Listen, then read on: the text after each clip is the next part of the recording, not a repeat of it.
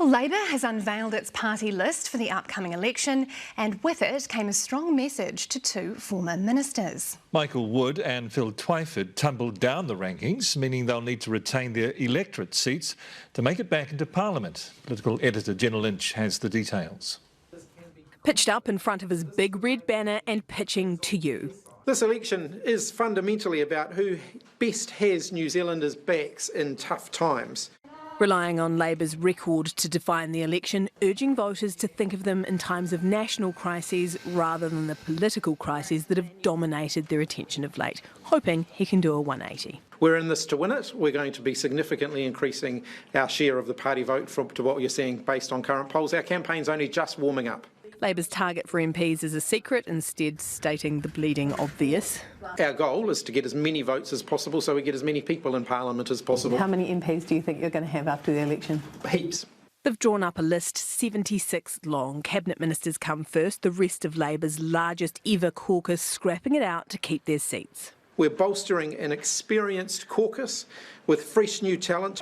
New talent like Georgie Danzy, who unsuccessfully ran for them in the Hamilton West by-election, triggered by Rebel MP Gaurav Sharma. A hospital pass like no other, rewarded with a ranking ahead of 20 sitting MPs. I think Georgie flew the flag for us very proudly and very positively. Below her, former Transport Minister Phil Twyford taking the largest tumble. He was ranked 4 in 2020. He's now 49. Do you want him to go? No. And Michael Wood, his shares scandal fall from grace has landed him with no ministerial job and a 22-place plummet. How can that be seen as anything other than a message that he's not welcome? I think Michael's not currently a minister, and so his ranking on the list reflects that. A surprise unresignation from Tamati Coffee yesterday saw him selected for Kitty Allen's vacated East Coast nomination after saying he wanted to spend more energy on his young family. The tank is certainly not empty. He's running on all cylinders. And so is the PM. I'm confident that our party vote is going to exceed expectations. Fired up to take everyone by surprise. Well, Jenna joins us now. Hi, Jenna. How's that list ranking gone down?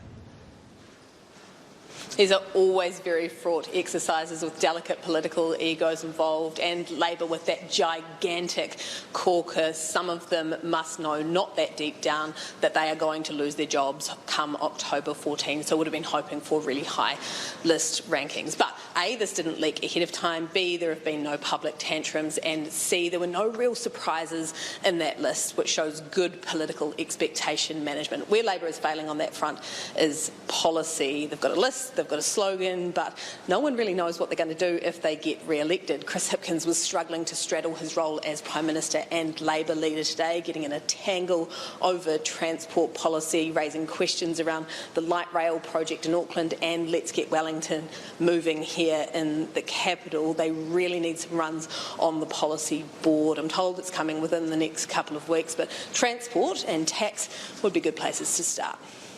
Jenna, thank you.